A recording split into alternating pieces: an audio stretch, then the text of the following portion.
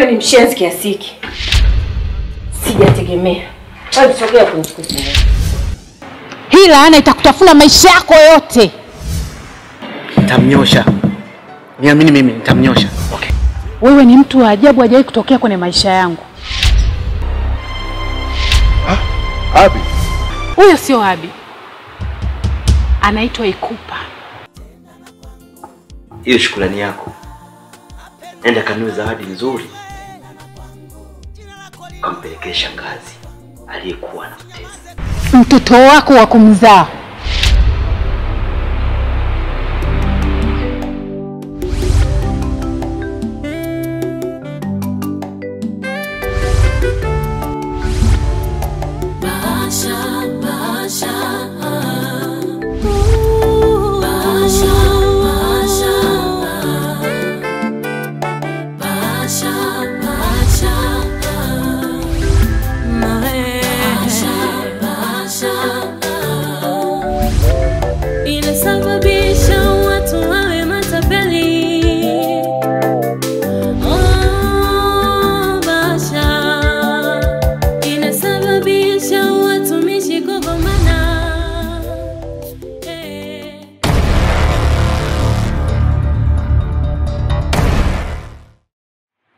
Hapa Joyce na mtoto wangu Ikupa, kwenye hicho kichwa chako tutoe kana kwamba hujawahi kutuona, hujawahi kutusikia.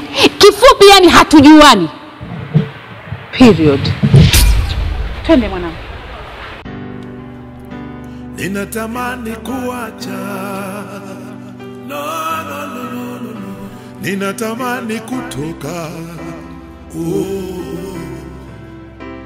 Lakini ninashindwa kutokana na maagano niliyoweka.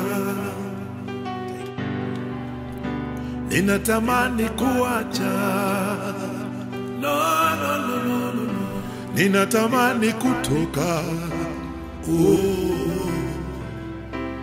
Lakini ninashindwa kutokana na maagano niliyoweka.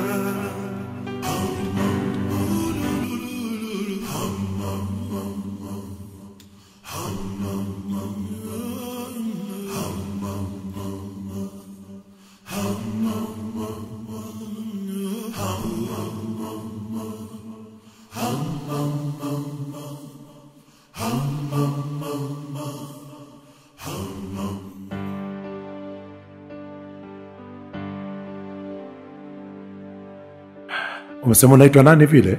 Kaila. Kaila? Jina zuri of course. Asante. Toto mashahara of course. Asante. Mrembo. Asante. Nimeona nikupe sifa zako kidogo. Lakini anyway, nimekuja hapa nina shida moja. Shida gani? Kuna binti namtafuta. Anaitwa Abi. Abi. Sijui kama unamfahamu Abi. Ndio namfahamu. Unamfahamu Mara nyingi ilikuwa nikija na mkuta hapa. Lakini kwa bahati mbaya nimepoteza mawasiliano yake. Sasa sijui una mawasiliano naye au yuko around hapa? Hapana, Abi hayupo. Abi alikuja hapa tafuta kazi na sisi ndo tulompokea. Kwa mujibu wa maelezo yake, inaonekana Abi alitoroka shule na sisi tukampokea hapa. Kwa kuhofia kugundulika, alijibadilisha jina. Akajiita Abi. Lakini jina lake halisi ni Ikupa Mwasambamba.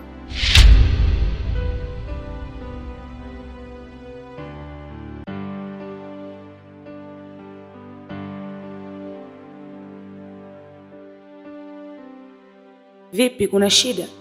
Hamna.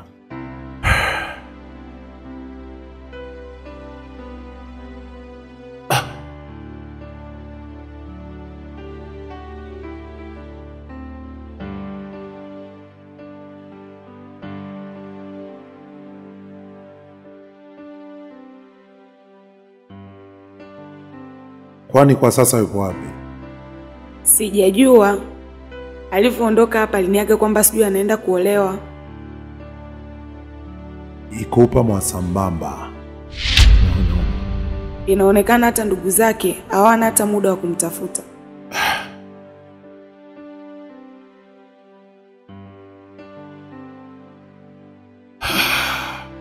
Umesema unaitwa nani vile tena?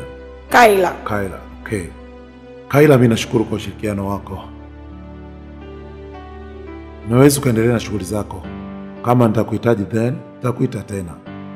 Hata usijali, karibu tena.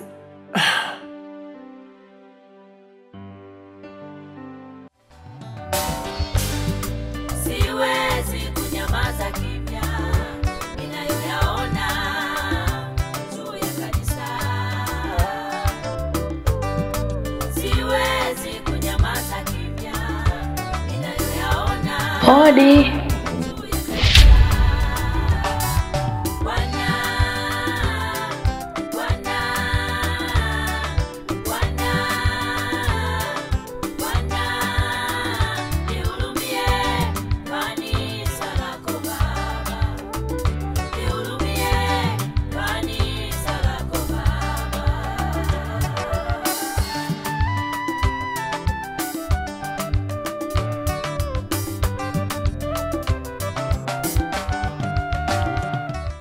Habari yako mchungaji?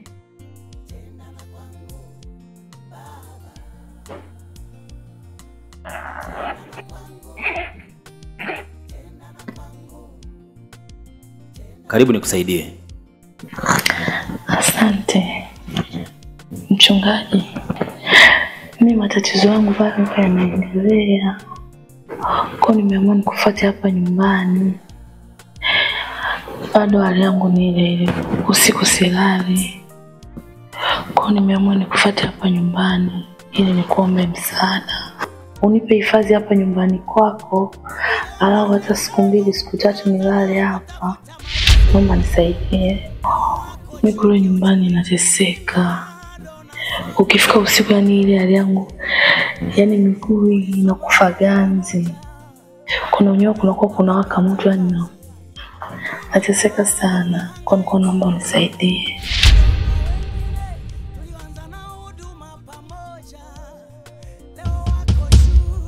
Pastor Ken. It's your time.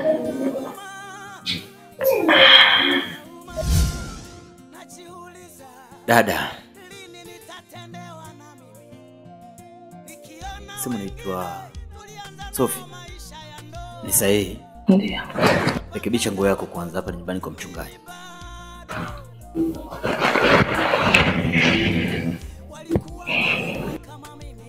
Vizuri. Kwa hiyo unahitaji nikuombee, si ndio? Hapana, mimi sihitaji maombi mchungaji. Mimi kweli nina maradhi yananitesa. Hasa ninapoona kuna muda nakaa sawa. Kwa naomba tu nibaki muda nimepata siku 3 nilale hapa. Ngoja mimi niseme tu kweli. Mimi kiukweli mimi nakupenda. Na usijali, tutaweka siri, siwezi mwambia mtu yoyote. Nakupenda sana. Naomba nielewe. Nielewe kwa hilo. Sina matatizo yoyote. Ila nakupenda. Dada. Naomba nikwambie kitu kimoja. Maybe viwili. Yawezekana ukawa umetumwa. Au ni wewe mwenyewe. Lakini acha mimi niongee na wewe ninayekuona. Kama ni mtu amekutuma kwangu, au ni shetani ndani yako anakusukuma kufanya hayo unayoyafanya, naomba nikwambie gairi kabisa huo mpango, gairi. Maana yake hautafanikiwa. Lakini pia kama wewe unapenda mtu anaitwa mchungaji, wapo wachungaji wengi sana ambao wanaweza kufanya hicho unachokitaka, lakini wanajiita wachungaji. Kawatafute hao. Mimi nikikuona natamani ufike useme nimekuja utubu dhambi zangu, nataka kuwa Mkristo. Pige magoti. Sikia, unaponiona mimi hapa, unaponitazama mimi Pastor Ken, mimi ni hekalu la Mungu takatifu. Do you understand?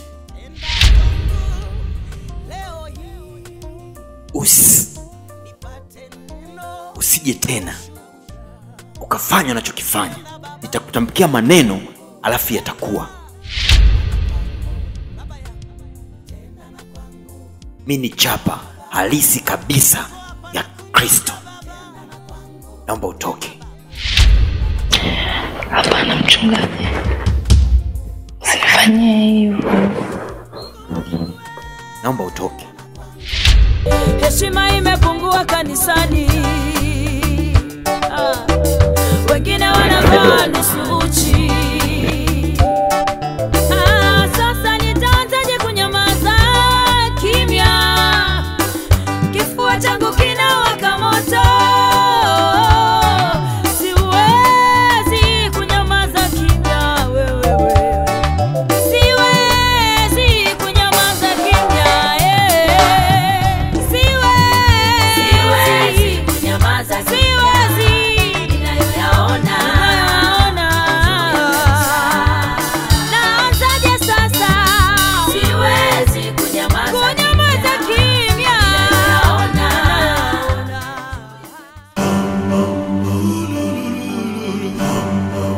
Ninalolipenda silo ninalolitenda, na lile ni silo. Samahani kwa kuchelewa. Niko na mambo mengi, ndio maana nimechelewa kidogo. Dr. Mwambene usijali, najua wewe una mambo mengi sana. Najua majukumu yako. Pia niseme samahani kwa kukusumbua. Kwa sababu kama nilivyosema Dr. Mwambene, wewe ni mtu wangu pekee uliyesalia wa kunisaidia. Kama ulivyokuwa umesema, hilo limeisha. Huyo mtaalamu nimeshampata, nimeshamueleza kila kitu na nini. Shida iko moja tu. Tunaenda lini? Huyo mzee nakwambia ni hatari kweli kweli. Yaani hatari. Hao matajiri wote tunaowajua hapa Mbeya, yeye ndo amewasababishia kufika pale. Yes, kuna watu walikuwa na matatizo magumu ambao unayajua wewe magumu kweli kweli, lakini ameyatatua. Kwa hiyo ni mtu ambaye sina washaka naye. Mzee Tandu ni hatari. Hatari kweli kweli.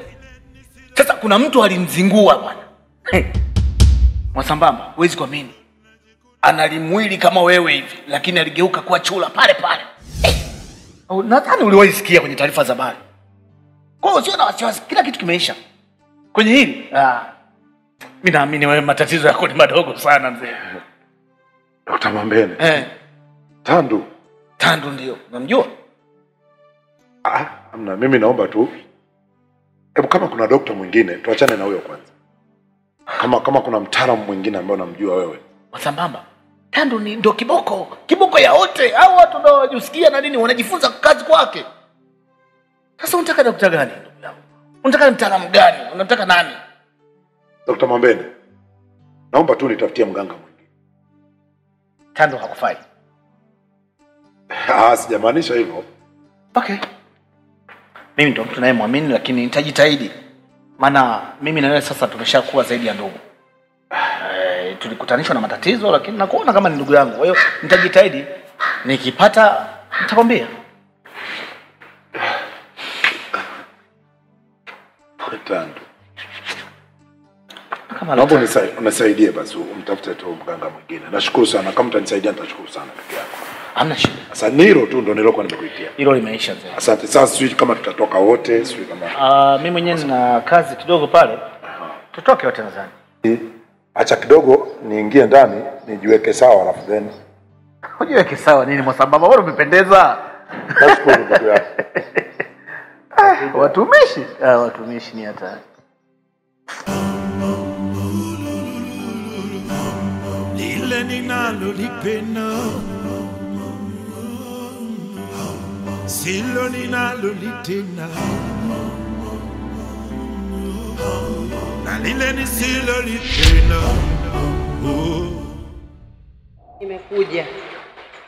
Nimekuja kwa mambo mawili. Jambo la kwanza, ninaomba uongee na Tandu ampunguzie masharti Mwasambamba, maana anapata shida sana, hali alionayo ni mbaya. Na jambo la pili, ninaomba urudi kwa Mwasambamba, anateseka sana. Inawezekana hata kurudi kwako itakuwa ni msaada wake, maana hali anayopitia ni ngumu. Yaani ana wakati mgumu sana. Kumbuka yule ni mume wako, msaidie.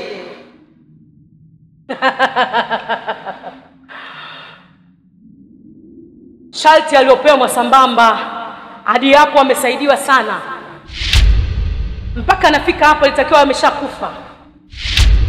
Hilo sharti alilopewa ni dogo sana kulingana na adhabu aliyotakiwa kuipata ya kifo, lakini hilo sharti dogo pia amelikaidi. Kwa hiyo Mwasambamba kufa kuko pale pale. Hapo alipo Mwasambamba ana vita mbili. Ya kwanza, amefarakana na Mungu kupitia mchungaji Keni. La pili, ameiuzi mizimu ya Tandu. Lakini pia kwa Mwasambamba sirudi mpaka kibuyu cha nafsi kitakapopatikana.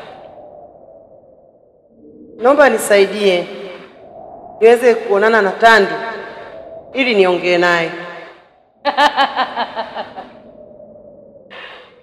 Usichokijua, hapa tulipo Tandu anatusikia, maana hii yote ni himaya yake.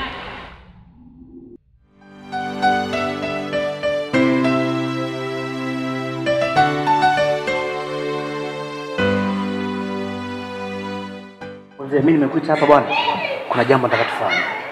Kuna mshikaji mmoja anazingua sana. Yaani ametaka kunivunjia heshima mimi kwa ajili ya upumbavu wake. Sasa nataka tunyoshe. Cha kufanya ni kwamba wewe tu unatakiwa uwe mganga, ila mganga feki. Dr. Mwene. Unaweza, wewe mtoto wa mjini unaweza sana. Unaweza sana. Nisikilize mimi. Ni mtu ambaye anapenda sana masuala ya kishirikina. Hapo nyuma aliniambia nimshirikishe nimtafutie mganga, nikamtafuta, kumbe yule mganga wanafahamiana. Kwa hiyo akamtupa, akamkataa. Mimi nikamwambia nitakutafutia mtu mwingine. Sasa nataka uwe wewe. Sawa, uwe wewe. Anapei sana, yani ana hela sana. Si tumpige zile hela. Tukio tumpige, na tabia chafu sana hapa mjini. Yeye anawapa watoto wa watu mimba, wake za watu, alafu ni mtumishi wa Mungu. Alipewa masharti, alikuwa na vibuyu vyao vya uchawi mimi sivijui. Alikipoteza. Sasa wewe utanyoka umo. Wewe utamwambia tu kila kitu kinapatikana, kila kitu kinawezekana, hakuna kinachoshindikana. Sawa? Tumpige hela. Usijali. Tumpige hela sasa. Akija mwambie hata milioni 4, milioni 5, milioni 3, vile ambavyo utatamka wewe utamwambia wewe. Lakini kikubwa tu pasu. Tena rafiki yangu. Kizuri kula na ndugu yako. Unataka ule peke yako mzee? Zege ndani. Haina shida. Ngoja nimcheki.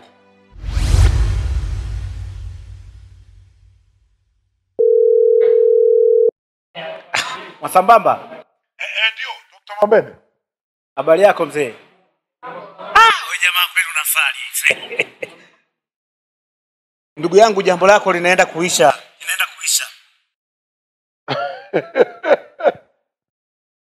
Nimekutana na jamaa mmoja, huyo ni hatari.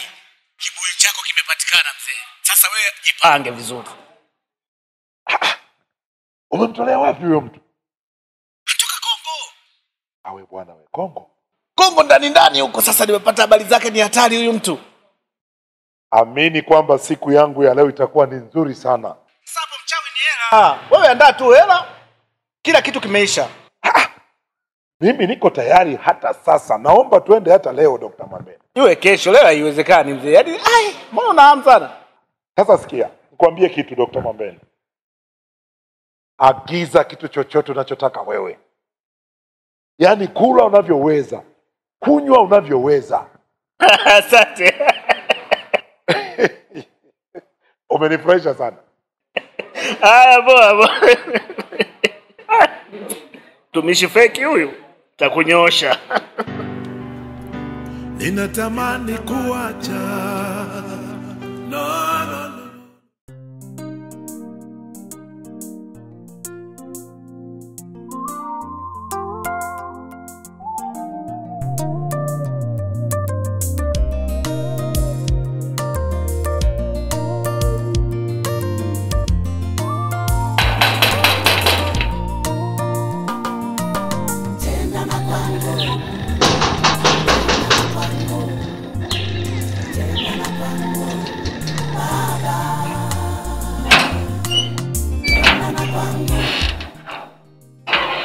Karibu. Asante. Shikamoo. Marhaba. Karibu nikusaidie. Samani, mimi ni mgeni hapa Mbeya. Nimekuja, ndugu yangu niokuwa na wasiliana naye kwenye simu hapatikani kwa sasa hivi. Kwa hiyo nilikuwa naomba nisaidie hifadhi. Kama utojali, niwe nasaidia na kazi zangu ndani.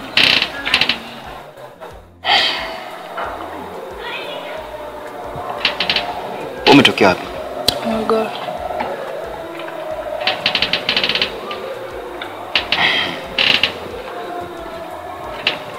Kwa nini umeona uje hapa? Kwa sababu ninavyoulizia msema hapa ni kwenye nyumba ya mtumishi wa Mungu. Nimeona ni sehemu salama zaidi kuja kukaa hapa. Sawa. Kwa huna ndugu mwingine hapa Mbeya? Sina. Unaitwa nani? Sara. Sara.